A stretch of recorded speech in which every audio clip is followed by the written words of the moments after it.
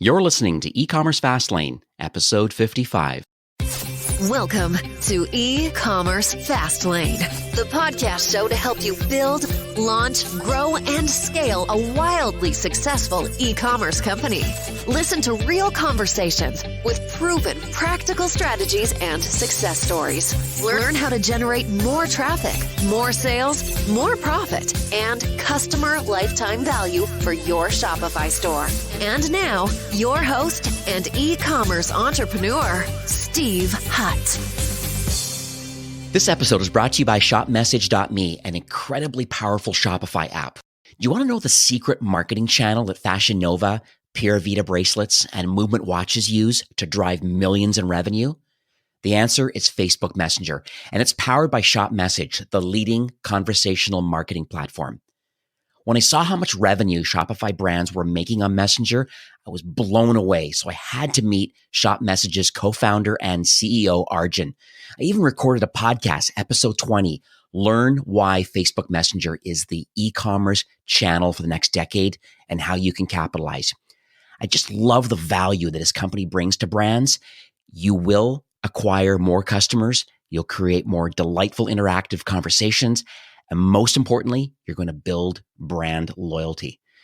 Now, for listeners of E-Commerce Fastlane, ShopMessage is now offering a 30-day free trial and guarantees you'll see at least a 4x ROI on your first paid month, or they'll refund the difference. So go to shopmessage.me/Fastlane. That's shopmessage.me/Fastlane and start your 30-day free trial today. Hey there, it's Steve, and welcome back to the E-Commerce Fastlane podcast. Now, this is your first time listening. This is an e-commerce show where we have honest and transparent conversations about building and thriving online with your store powered by Shopify or Shopify Plus. Now, new episodes are available each week with your favorite podcast player through iTunes, Stitcher, Google Play, and now Spotify. Or you can also sign up online at ecommercefastlane.com and be notified when new shows are being released. Now, today I'm chatting with Kate, who is the co-founder and CEO of Lately. And they're a very disruptive social media management platform that pairs artificial intelligence with humans. And I'm personally using this solution for my social sharing of this podcast, all my episodes, and even all the industry e-commerce blogs that I produce. It's an amazing tool. It's saving me a tremendous amount of time. It's offering some great value. And that is why I wanted to share it with you all today. So please enjoy. So hi, Kate. Welcome to E-Commerce Fastlane. That's like the best intro ever, Steve. Oh my gosh. Thank you. Hooray. You're quite welcome and well-deserved, I might add. Oh my gosh. In passing, I have an opportunity to just in my role dealing with lots of merchants and come up with lots of interesting strategies of acquisition and conversion and retention strategies. And obviously part of the dialogue I have, social media comes up about how do I share content, promotional things, brand building strategies, like how do I get that out there at scale? Because I think people are spending a ridiculous amount of time prepping some things and they don't really know if it works. And the idea here is maybe there's our ways of, just reducing the amount of time required to produce this sort of content and getting it out into the wild. And so, and I've noticed the value in it. And we'll talk about that for sure in this podcast. Just before we get rolling, I talked about it briefly at the top, but like on a high level, what does Lately do and what problem are you solving for Shopify brands? Yeah, thanks for asking. So at the highest level, Lately is an artificially intelligent social media marketing tool, social media management specifically. So what we do is we take blogs, newsletters, press releases, chapters from people's books, podcasts, videos, and we automatically turn them into dozens and dozens and dozens of amazing social posts. So that's the high level deal. And to get a little more granular on you, like there's a number of other automated organizational features that sort of happen in the background once we kind of lure you in with that sexy AI piece. But and the AI continues to learn, right? So I'm out to make marketers better writers and to organize them at the same time. And our AI really looks at keywords and phrases and tries to learn like what's the most compelling set of words for your audience and how can we help you reuse that and write better content and get more engagement. Yeah, and I know you call it Omni Analytics, and I definitely go to that page because there is, there's quite a few social channels that you're connected to and lots of things that you're doing, and some auto-generated and then human-edited versions of these social posts turn out you never really know. You're always testing, and then there's certain ones that I have found that have resonated with the audience and have got a lot of social shares and retweets and different things. Just like when getting engagement, it's like, aha. And I know we'll talk about how this Omni Analytics works and how unique it is to the market. The idea behind that, by the way, was I was manually pulling together analytics from a number of places and making PowerPoint graphs for my customers when I used to own a marketing agency. And I was just trying to figure out, like, well, how do they all line up? How do they drive traffic to Google Analytics? And so it made sense just to, do that for you because, hello, we all want to know that, right? So let's talk on a high level, because obviously you have a journey. I know it, but the listeners don't know about just leading up to launching lately. Like, I guess on a high level, a little bit, like what uniquely positions you and your co-founder and then the team really to be experts in wanting to create a platform like this? Yeah, so I'm so glad you asked, and this is the fun part of the story. So I actually used to be a rock and roll DJ, Steve. We were chatting about that earlier. Yeah, awesome. So in my other life, I was broadcasting to 20 million listeners a day for XM satellite radio. So fun life. And as I was doing that, and I want to tell the story because I know so many of Shopify store owners are entrepreneurs, and so it's important for me to kind of get to the beginning here. So here I am. I'm miserable. I'm at the top of the game. I'm working with a bunch of boys, right? Total boys club. Yeah, absolutely. And my ideas are constantly squashed, and I feel awful as a person. Like I don't understand like what's happening here. Why am I not getting credit for my ideas? That kind of thing. And I made a lateral move to a different music related thing, and the same stuff was happening. My body was really sick. I had all these ailments, and it was trying to tell me like, move it, sister. This is not working for you, right? Right. And then my dad did something amazing, which is he was tired of hearing me crying. I was crying a lot. I sucked. And he shook me. I was not a fun person to be around. No. He shook me by the shoulders one day and he was like, you can't work for other people. And there's no shame in that. Right. So this was a huge epiphany for me because that is what I did feel, Steve, was I felt deep shame that like I was disappointing my bosses. Like, why wasn't I getting an A, Mm-hmm. And so the next day, my husband gave me Guy Kawasaki's Art of the Start. Remember that? I do indeed. And somewhere like in the first chapter, it says, don't make a plan, just get started. And so the next day, I went to lunch with a couple of guys. I didn't really know who they were. They were delivering me a product for work. And it turns out they were angel investors. And they were like, we love you. Here's $50,000. Let's start a company. Nice. Yeah. And my husband was like, what the heck? How did this happen? Like, I just gave you this book. You're crazy. And so kind of fast forward. So here I am marketing this company that we did. It was like a music taste-making thing. And as I was doing that, somebody else came to me and said, hey, you're really good at marketing. Would you consult us and we'll pay you a lot more money? So I said, yes. And that's where the story of Lately begins because this was Walmart. Interesting. Yeah. So, and thanks for staying with me, people, on this long story, but it's important. So here we go. A Walmart project it's this Walmart project where they're working with United Way Worldwide, National Disability Institute. We had the IRS, Bank of America, AT&T, and 20,000 small and medium businesses and nonprofits, right? Mm-hmm. So two very different groups of marketers, I'd say small and very large for the most part, and all trying to like get together and promote this one campaign. And so I just was like, wow, what a mess. And for my own sanity, I made us one heck of a spreadsheet. Yeah, I can see it already. Yeah. And I was, all right. So I started noticing patterns. And so the spreadsheet actually became like a map of sorts, right? And so it was basically an organizational system. And every time someone would come in, I'd be like, all right, follow this map. Here's how you do this marketing campaign with us. because I didn't want to tell 20,000 people like different things. That'd be crazy. And then I took the same map and I started applying it to my other clients because I was like, oh, this works, here or whatever. So with the Walmart people, we ended up getting 130% ROI year over year for 3 years. Awesome. Hooray! Yeah. So like another fast forward, there's a lot here. That is when, let's repeat this, right? So my friend Steve, one of my co-founders, another Steve in my life, he was like, hey, he's a tech guy, he's a serial entrepreneur, an investor, angel investor. And he kept on me. He was like constantly nudging me. He's like, let me see those spreadsheets, asking me all these questions. And then eventually he's like, why don't we automate your spreadsheets and I'll make some wireframes. We need $25,000 and, we can turn this into software. And so Steve, like, I didn't even know what those words meant. And also I was, I was like, dude, keep your hands off my spreadsheets. Like, they're awesome. Yeah. Don't and mess work. with that. Yeah, they work. work. And so he ended up, and I was like I'd spent my whole life trying to save $25,000 to buy my first house. So I was, you're crazy, man. Like, don't touch my money. So he ended up getting his own money and building the wireframes with my other now co-founder, and then came to show me them one night. And I was, oh, I get it. So that's basically how it all started.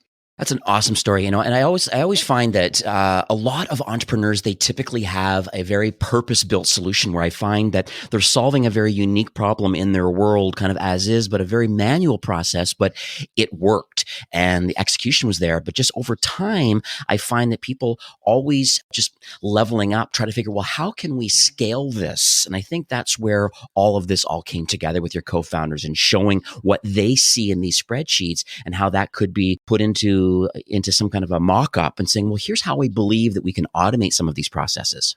Yeah, for sure. Like, actually what we did is we went, but I said that the spreadsheets were organized like into this buckets, basically.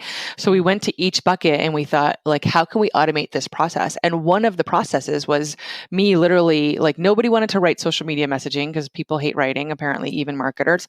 And we had all this long form content that they were paying for, people writing press releases, videos, podcasts, that kind of stuff.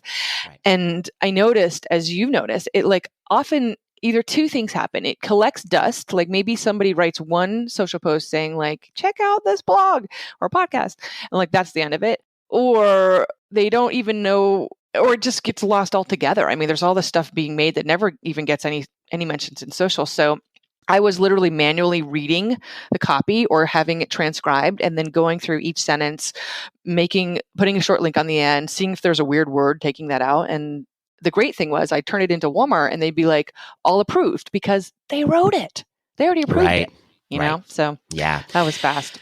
Well, and I find too that even other kind of social media tools, I mean, you're not the first one in this space doing this sort of thing, but I find that a lot of other tools that I've seen, they tend to, you write one or two and they go into some kind of evergreen rescheduling or reposting thing, and you tend to be regurgitating exactly the same thing over and over and over again. Now, I do appreciate the fact that there's, less than 5% of Facebook is actually being viewed, and Twitter is this massive fire hose, and it's very, and I don't know what the shelf life of a tweet is, but like, I don't know, 5 minutes or something. So in all likelihood, you're probably not, even if you are publishing social posts back to your website and podcasts and press releases, whatever you're doing to kind of get that awareness out into the market. We all know as marketers and as Shopify brands that that's a challenge right now because the very limited amount of just exposure that you get because of just the amount of people using social media. And I'm finding with other tools out there that even if you think you're being crafty by a couple posts and getting into some kind of evergreen republishing thing, it's a little bit spammy. And I know you're trying to get the engagement out of it, but it's the same thing over and over and over again. So do you feel that lately has a paradigm about how that is flushing out now, what other people are doing and how you believe that it should be done? Yeah. So you're hired for sales. Thank you so much. But exactly that, like it is spammy and it is because we all follow each other on multiple channels. And it's hard not to do that because like you said, you do want to be everywhere all at once. It takes time. Nobody has time. So for us, like giving potential customers or fans or influencers, multiple ways to have access into your content and to then engage with you we find this pays off in a couple of ways. Number one, you never know what kind of touch point or what kind of message is going to address person, tickle their fancy, right? You never know. Right. Yeah. And we've found that with the reshares, especially, that we get almost double the reshares because people are willing to reshare the copy more than once because it's different copy, right? So that's a huge thing. And also, what's funny is you get this, but like a lot of folks, even the whole evergreen idea is new to them. And they're like, wait a second, I want to tell people the same thing more than once. And you're like, listen, this is how radio works. They used to play you a new song 300 times in 1 week. That was standard, right? That's how they become your favorite song. We all know the marketing ad messaging, right? Remember, it was 7 times back in the day. Mm-hmm. Now it's basically 12 to 14 times that you need to receive some message, some idea for it to sink in because there's just so much out there. And so, yeah, Lately gives you, I mean, for the average blog post, like say you might get anywhere between 12 and 40 potential social posts that it'll spit out to you. Mm-hmm. And then you're off and running. And what we recommend is like, why not spread that out over time? Because even this podcast that we're doing, this will not be old in 6 months. It'll be news to all the new people who've never heard it before, right? Right. Yep. Well, that's fine. I find that too, along with the show, is that, I'd say 80-90% of my traffic, I have a lot of repeats, and I do, social, and I do email when new blog posts are published or when new episodes come out. And there's some pings happening to get people back to the site. But I'd say 80% or more are probably first time people coming to e-commerce Fastlane. And that, I think that's one of the advantages of having a solution like this is you're right. This is a significant show where the content is still valuable 6 months from now. And so, yeah, why not set it up into a campaign to saying, hey, you know what? I want to, and which I will do on this show. And that's one thing I'll maybe on a side note, I'll talk about is that, when the show is done and you're listening to it now, what's happened and the reasons why people are listening today. There's a couple of reasons. You may be subscribed on iTunes or Stitcher or Spotify, and you might get some kind of a notification that way. The other side of it is that it's being socially shared around thanks to Lately in different ways. And I've literally have imported the MP3, this audio file. I know you can do video through like YouTubes and things like that. In it goes some kind of machine learning from there to text. And then this document comes up. And I think between 5 and 15,000 or so words can be then ingested into this way of auto-generating social posts out of, I know you know all this, but listeners don't. I'm so excited to talk about it because I thought it was interesting where my shows are maybe 40,000 words. So I have to cut them out into smaller chunks. I'll take some of the intro and the outro and advertiser details out. But at least it's kind of through machine learning somehow, it is created this text document of this audio. And then it takes these little snippets out and creates all these social posts for me. And I get probably at least 40. And then I kind of go through them. That's the human part, which we'll talk about in a minute. And I literally go through top to bottom and going, yes, no, or a slight tweak. And then I save all the ones that I love or delete if it doesn't make any sense because it's learning over time. And then, okay, now I have 25. Great. Save. Now they're in my pipeline. Then I can choose, well, which channels do I want to push these out and at what frequency and over what time? It's absolutely unbelievable. Thank you so much. I mean, I just love you. Like that's what we want is we want to delight people. We want to save you a bunch of time. We want to give you the ability to market yourself like an individual, just like you, to market yourself like a huge mega brand, like what I did for Walmart, right? Right. And to do it with style and confidence.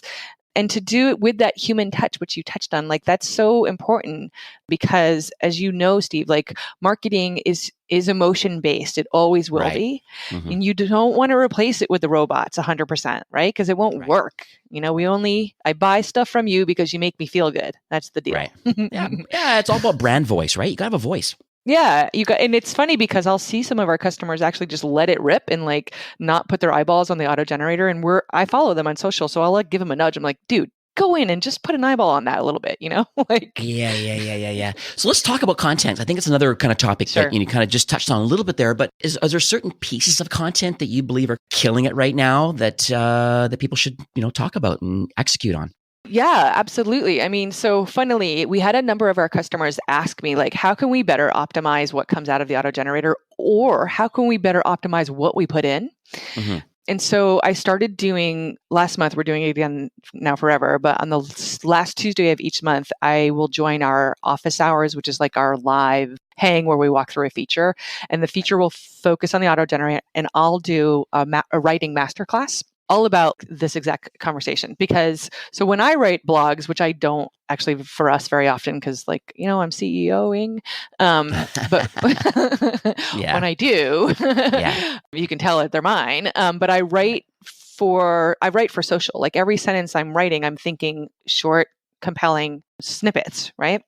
And so when I auto generate that content, I get quite a lot out of it. But I think one of the things I've noticed that customers really can just use is that my favorite sort of don't is, sorry if I'm offending anybody here, but is the phrase checkout.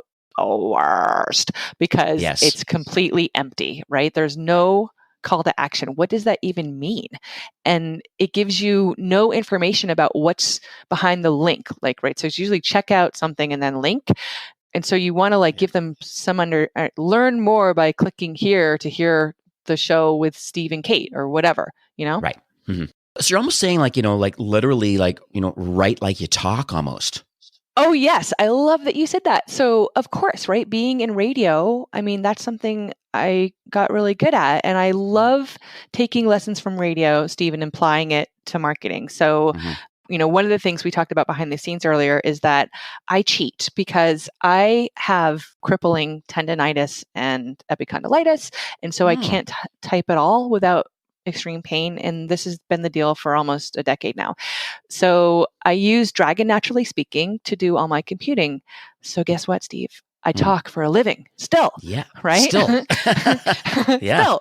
And I'm hearing myself when I'm writing an email or something. And so it's a great filter because I can hear what's coming out and I can hear how maybe natural or unnatural it sounds. And I think about, what are you hearing then? Right? How can I communicate to you exactly what's on my mind and to make it accessible and digestible, right? So I think that's really applicable to, of course, writing, not just how it sounds, but if you go back and read your words out loud, you'll find that you trip up over some things. So change that stuff because the other person is looking at it too, like, huh? Yeah, exactly. And I always think about, and I have this thing on my wall here, and I think about the people listening to the show, or anytime I do any writing, I always ask, this is what the person that's listening to the show, what's in it for them? And that's because you want to be selfish. I mean, it's there's no I or me and these sort of things. It's like, it's you and what value I can bring to you and how I can help you or your team. And I always think of it in that way. That is super smart. I'm going to steal that for one of my master classes because, I mean, just remembering what the objective is all the time is a huge mistake that so many of us make in marketing, right? We're thinking, everyone's always thinking, get the word out, right? What does that mean? Like, there's no objective with getting the word out, right? But if you're thinking, what's in it for them? What's the goal? That helps you steer that writing or steer that podcast, whatever it is, or video into a culmination of an action, which at the end of the day, which is give me your money or something, right? Absolutely. Yeah. I get it. 100%. So let's talk about being authentic, because that's the thing and that's why I look at it, is that what's in it for me is what my listeners I know are saying and thinking to themselves. And that's why I like to preface my show. I like to bring on, app and marketing platform founders, because I believe that they're making a difference and making an impact in the customers that they have. And that's why I'm sharing what's going on. So how do brands, how can they truly be authentic and human, I guess, without compromising the brand? Yeah, it's a tough line to walk, and it's a really smart question. Number one, the companies are starting to evolve in this way and understand that the human has to be in the brand. But one way, as you're saying, is to let people. You got to let people make mistakes, right? You got to understand that they might make mistakes and let them have that leeway. And if you hire good people, then the mistakes they make are always going to be just fine. This is something I think about a lot with my staff. And this is a pretty big concept for a small business. I think can handle this. A brand, I don't think they're going to get evolve this far with me and you, let's to be really honest. But what happens is when you let your employees make mistakes, whether it's in social and elsewhere, they start to grow on their own. They become leaders. They actually do things that will surprise you and delight you. So that's my first sort of philosophy there. But I think in being authentic for me, because warts and all is how I operate. Like, right? That's our whole persona, and I'm a big fan of that, because one of the things I learned in radio was when you make a mistake, that's when people turn it up. Right. So well, silence. Go ahead. Well, look at like Joe Rogan, for example. I mean, he goes on his 2 and 3 hour shows and he just goes on and on. And like, he is completely unapologetic about who he is, but that resonates with a lot of people. It really does. I mean, because there's a lot of pressure, especially on social. I mean, thank you, Kardashians, right? To like look good all the time. And I subscribed to that for a while until I started doing these daily videos on like what it looks like to be inside as an entrepreneur, like, behind the curtain. And I don't have time to go put on makeup or something before it. I just have to pull out the phone and like, I look bad all the time. My hair is bad. I don't have makeup on. This is my life.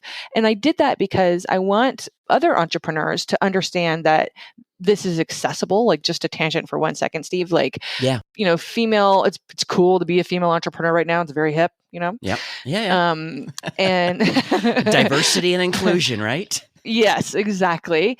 And the female entrepreneurs who are getting the most in the spotlight are wonderful, amazing, smart women, but all of them tend to have gone to Wharton and Harvard and they're wearing suits. And like, that's not me, man. I can't relate to them. I mean, I was a line cook and a DJ here, right? And so I think it's one of the best things about good marketing and making mistakes in general is when you are yourself, you give your readers, your audience, your fans the permission to be themselves. And that's when you start learning things. So like the number one rule in sales, right, is to learn about the customer, get them talking about themselves, right? So like the weather is, it's so cliche, but the weather is the best. Everybody wants to talk about the weather. They do. They usually throw in some little tidbit. Yes, I'm sitting up back in my yard when it's sunny here, or I took the dog out for a walk because it was a nice day, right? So you're getting like little pieces of information. And that's the biggest gift as a marketer that you can give your customers, is that permission to be authentic themselves. I love it. Yeah, it's great advice. I'm scrambling down like a ton of notes as we are talking. So it's life of learning, right? One way, by the way, I can tack onto that, like I'm a big fan of smiling, right? So on the podcast, you know this well. So here's the example, like, hey, Steve, how you doing? Hey, Steve, how you doing? I didn't change anything. Hey, Steve, how you doing? One was a smile. That's all, right? Yeah. And so thinking about that, right? It's so easy. How do you smile in your writing? And we all have this amazing gift. People, listen up. It's called the keyboard. And there's some great tools there, right? We've got our commas, our ellipses, our parentheses, our all capital letters, italics, bolding, like all that stuff you can use to convey that smile, to convey the way you sound, right? To really put the emphasis in the right place, to give people space, visual space, that kind of stuff. There is a power of manipulation in the pen or the keyboard. And I'm a big fan of using it. I'm going to make a little pivot to the actual platform a bit, because I'm just fascinated with the AI and just kind of how it works. And when we're talking about being human and building a human brand and being authentic and, having a voice and smiling, and all these things are ridiculously important. I'm trying to figure out, I know a little bit about it, but can you share how lately's AI can actually help a brand to be more human? Absolutely. So typically, as we kind of mentioned before, let's say in the case of a podcast, somebody might be creating message around the podcast, and it's usually the title, right? Yeah. But it turns out that the quotes of what we're saying, you and I are saying, are usually so much more compelling than the title, which is why I started doing this actually. So I was doing podcasts like this, and then having my team, an intern, transcribe it manually for me, and then running through and looking through the quotes. And we were like, why don't we just automate this process too? Because that makes total sense. But because to all the things we're saying, because when people speak, they're very human. It's hard to be like grammatically correct when you're talking, because we're just not taught to be that way, for example. Right. And even the stiffest of speakers can laugh. Yeah. Yeah. Right? Yeah, absolutely. So that's one way for sure. It's just like relying on the artificial intelligence to help you find the best quotes. And then again, that the keyword weighting that you and I had also touched on. It's a cyclical loop that works with Lately, right? So we're looking at what are the keywords in this social post or in all the social posts you ran this week, for example, that are having the highest engagement with your audience. And let's tell Lately to use that stuff more. And so automatically the AI will start paying attention to the good stuff and ignoring or putting less weight on the bad stuff. But also, Steve, in that Omni Analytics, if you go down to the keywords section, it'll actually start pulling out keywords and say like, hey, Kate, like looks like Shopify is a keyword that's like really doing well for you right now. You should talk about Shopify more. Would you like us to pay attention to this more? And I just say yes or ignore it, you know? Right. And I'm looking right now, listeners can't see this, but hopefully people can get some trials and connect their social channels to it and see it live for themselves. But, I'm just looking at things like, impressions by keywords in top posts. I'm looking like, engagements by keyword. And I see this cloud, the circular cloud, and the larger, obviously, the word in the circular cloud. Those are important keywords where I am getting impressions or engagement. So for me, it's like, Shopify Plus, marketing agency. There's quite a few different keywords that are really important. E-commerce forecasting, planning, inventory. I mean, these are all very important keywords for me and my audience. And this is all discoverable now visually. And not to mention now, and you didn't even talk about hashtags and impressions by who's resharing. Like, are there any influencers that are involved? Are they sharing? And how big is their social reach? And should I be making a relationship with these people because they have a large social reach and they're sharing my content? Like, it's so impressive. Thank you. Gosh, I'm blushing over here on this other side. I mean, you got it. And like, part of that came just real quick is because when I was working with Walmart, I noticed that them and United Way Worldwide and Goodwill, they all had these brand guides. So this is pretty typical of larger companies. They'll have a 60-page brand guide. And I'm here to tell you, nobody reads that sucker because I know they would hire me to read it and make a cheat sheet, right? And then go correct all the stuff. Right. And so actually we built this into Lately. So on the right-hand side, you've got that pull-out drawer there, Steve, where you can click key messaging. Yes. And so we encourage customers when they create their first account is to fill out their key messaging. What is that? That's your elevator pitch. That's the 10, 20 keywords you want to be associated with your company. For us, it's artificial intelligence marketing, for example. Anything that is like a boilerplate. And then, I don't know if you've seen this, but when you're creating content, you can actually choose a box that says check for keywords. And you don't use any of your key messaging in your social post creation, Lately will call you out on it. Nice. I did not know that. But I did add things under like company tagline and, and most important keywords that resonate with my target audience and who I serve. And awesome. So it's very cool. Great work. You get a total A+. Awesome. So I understand the AI part of it. And so it's really thinking about the right language and getting that in there, and then the right keywords that are important, that you believe that are part of your brand, that resonate with your target audience. And so where does the human element kind of fit into all that mix then? Yeah, so it's the human eyeball that really needs to make that judgment. Because, for example, the AI might also see that the word, let's just say is coming up a lot in your social, and it's going to show that as large. And you just need to, we call it a noise word. So just add it to a noise word. So Lately we'll ignore that. Or for example, like we just went to Sapphire with SAP, which was awesome.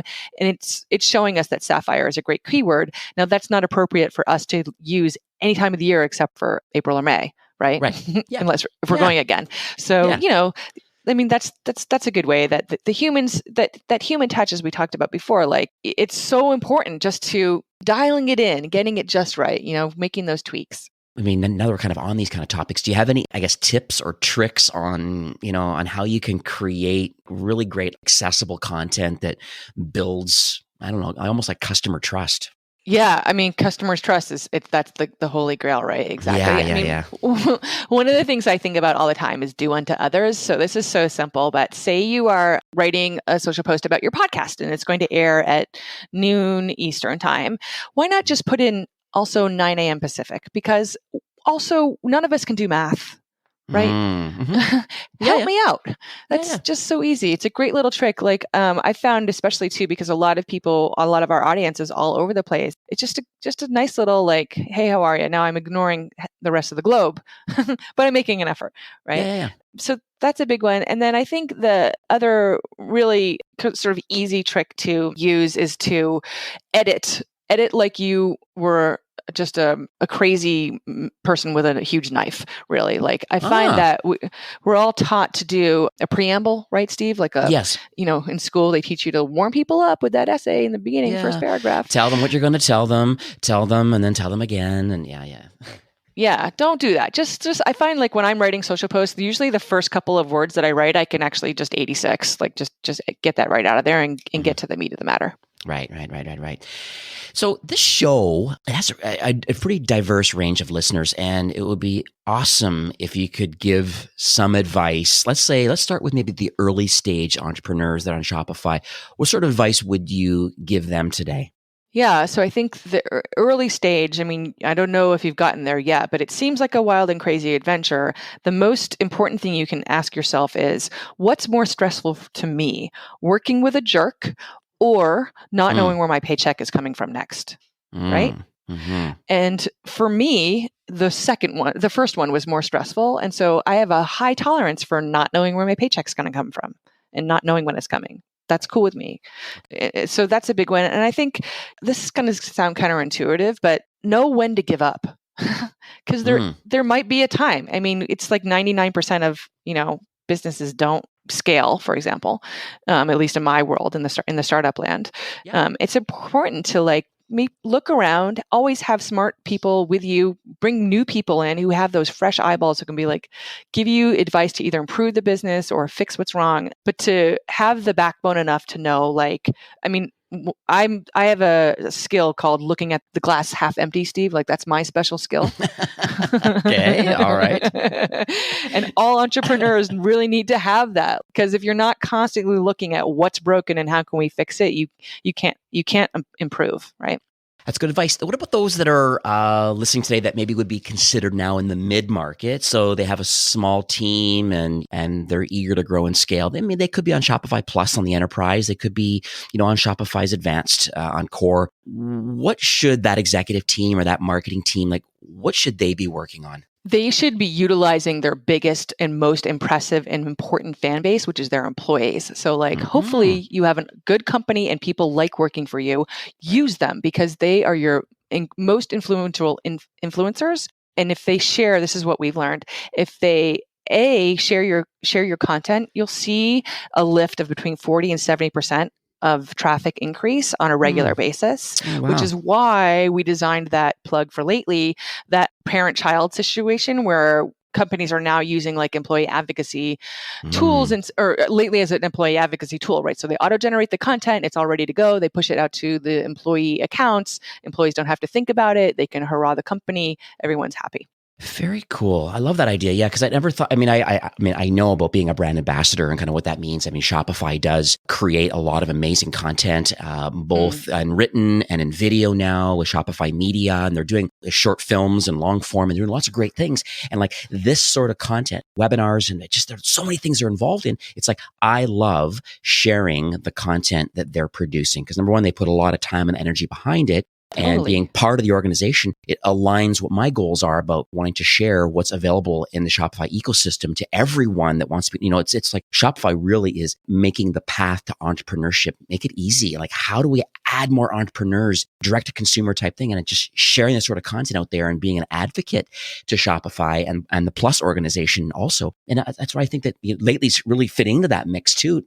From my part, because, I use RSS feeds and I'm bringing in a lot of content from lots of good thought leaders, including Shopify, into the e-commerce Fastlane ecosystem, which then in turn is being socially shared and adding into a queue and then auto-generating these social posts again. And so I'm getting, I'm certainly not the largest, but I'm really growing what e-commerce Fastlane is all about as it's sharing Shopify and other thought leaders in the commerce kind of ecosystem.